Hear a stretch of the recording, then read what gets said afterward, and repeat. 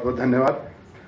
माननीय डॉक्टर महेश शर्मा जी, हमारी माननीय डॉक्टर उमा शर्मा जी, आज भी, और मंच पर उपस्थित सभी मेरी बड़ी बहन जयश्री अरोड़ा जी, डॉक्टर सुश्रुत जी। अभी मुझे आते हुए डॉक्टर साहब ने सबसे पहले रास्ते में बोला कि एक अलग इन्होंने 30 साल पहले जगाई थी। जब आप दोनों विवाह जीवन के बाद जैसे ही काम करना शुरू किया मेडिकल फील्ड में, इन्होंने सबसे पहले दिन तय किया था कि हमारे यहाँ कभी भी हॉस्पिटल में छोटे से शुरुआत जो की थी उसमें कभी भी लिंग की जांच नहीं की जाएगी। ये अलग उन्होंने उस दिन से जलाया हुआ है। तो जोरदार तालियों से बहन उमा जी का आप स्वागत कीजिए। और मैं आज परिधि आर्ट ग्रुप और हमारी सारी संस्थाओं की तरफ से बेटी महोत्सव में मैं बहन उमा शर्मा जी को इसका ब्रांड एम्बेसडर बनने का अनुरोध करता हूं। अगर वो इसे स्वीकार करें तो हम इसको, हमारा प्रयास है कि 125 करोड़ भारतीयों तक इस बात को हम पहुंचाएंगे कला संस्कृति के माध्यम से, क्योंकि कला में इतनी ताकत है। आप ये सभी जानते हैं, कोई मंदिर, गुरुद्वारा, चर्च, सूफी गायन, किसी भी धर्म में कोई भी प्रेयर बिना संगीत के नहीं होती। मतलब कि जो भी ईश्वर है, जो गॉड है, किसी भी रूप में है, उस तक अपनी बात पहुंचानी है तो संगीत में तरीके से पहुंचाने से ही वो पहुंचती है। कला में इतनी ताकत है। कला में जाति भेदभाव बिल्कुल नहीं होता। कला में कभी धर्म की कभी बात नहीं आती। जो कला से जुड़ जाता है वो इन सब चीजों से जुड़कर एक मनुष्य के रूप में, एक इंसान के रूप में सामने आता है। तो हम हर व्यक्ति, हर मनुष्य के अंदर कला है। हमें पहले उस कला से उनको जोड़ना है।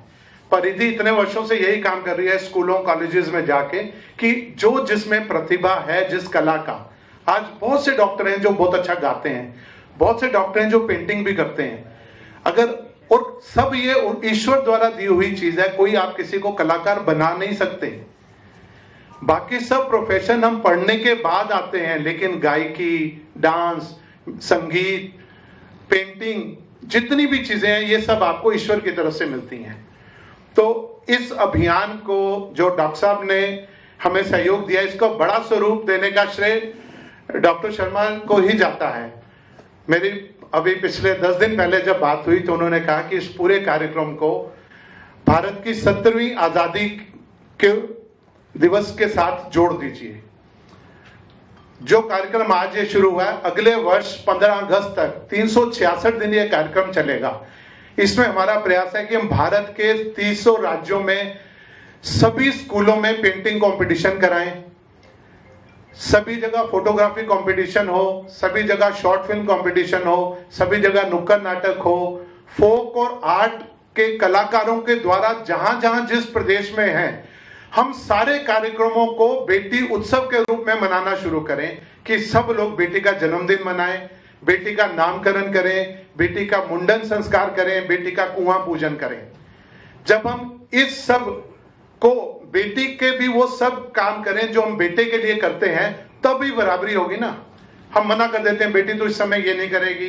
साइकिल चलाने की बात होती है, जी बेटे को तो चला देंगे, बेटी को रोक देंगे। छोटी छोटी चीजों से हम उसको पीछे करते हैं और बेटे को सोचते हैं कि बेटी तो पराया धन है, तो इसके ऊपर क्यों ज्यादा खर्च किया जाए। मतलब आज पढ़े लिखे समाज में बात नहीं है, लेकिन अधिक आबादी जो भारत की है, आज भी बेटियों को प्रॉपर भोजन नहीं मिलता है। 70% बेटियां हमारी एनीमिक हैं इस देश में।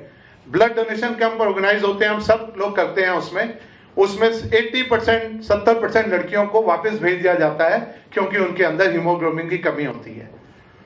तो इसी कार्यक्रम में 20 तारीख को दिल्ली एनसीआर में डॉक्टर साहब ने इस अभियान को लिया है। सारी लैब्स जो हैं हीमोग्लोबिन का चेक फ्री करेंगी। ये शुरुआत हो रही है दिल्ली एनसीआर से, और ये अपने आप में एक बहुत बड़ा मिशन है। और ये पूरे देश में इस कार्यक्रम को हम लेके जाएं कि हर लैब, हर हॉस्पिटल में बेटियों का हीमोग्लोबिन चेक फ्री हो, 1 से 18 साल तक की लड़कियों का। इसके लिए हम अपने स्वास्थ्य मंत्री जी से भी मिल रहे हैं ताकि इस अभियान को पूरे देश में कराया जाए।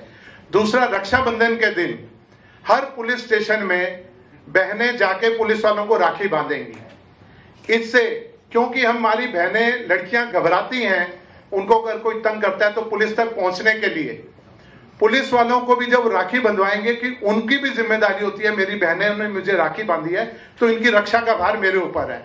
तो ये सिंबॉलिक जो इस त्योहार को अगर हम मनाएं, जैसे हमारे दिल्ली के सीपी ने 2 महीने पहले हम मिलने गए, उन्होंने पूरे थानों में ऑर्डर कर दिया, दिल्ली के 230 पुलिस स्टेशनों में रक्षाबंधन का कार्यक्रम 18 तारीख को मनाया जाएगा। तो इस तरह से हम शुरुआत करके छोटी छोटी चीजों से, छोटे छोटे सभी मंदिरों में, गुरुद्वारों में, गिरजाघरों में बेटी महोत्सव के कार्यक्रम मनाए जाएं। हम अपना जन्मदिन भी मनाते हैं, उसको भी इस तरह से मनाएं कि कुछ बेटियों का ऐसा कार्यक्रम करें कि जिससे ये भाव जागे कि हम बेटी को भी समानता की बात कर रहे हैं। समय में अधिक नहीं लेता हुआ आप सबका बहुत बहुत धन्यवाद करता हूं। और मैं अब डॉक्टर साहब से निवेदन करूंगा, क्योंकि बहुत व्यस्त समय में से इन्होंने समय निकाल के हमें दिया है, कि अब डॉक्टर साहब इसके ऊपर अपने विचार भी रखेंगे और हम सबका मार्गदर्शन करेंगे कि हम इसको किस तरह से आगे लेके जाएं।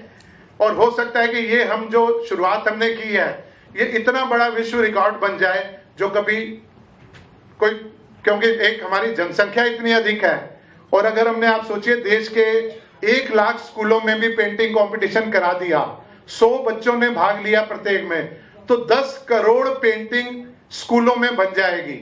और उनका एक राष्ट्रीय कार्यक्रम हम करेंगे दिल्ली में, उनमें से हम 30-35 पेंटिंग सेलेक्ट करके डॉक्टर साहब के माध्यम से प्रधानमंत्री तक पहुंचाएंगे, और जो उन पेंटिंग्स के माध्यम से हम बेटी बचाओ बेटी पढ़ाओ अभियान को और अधिक सार्थक कर सकें।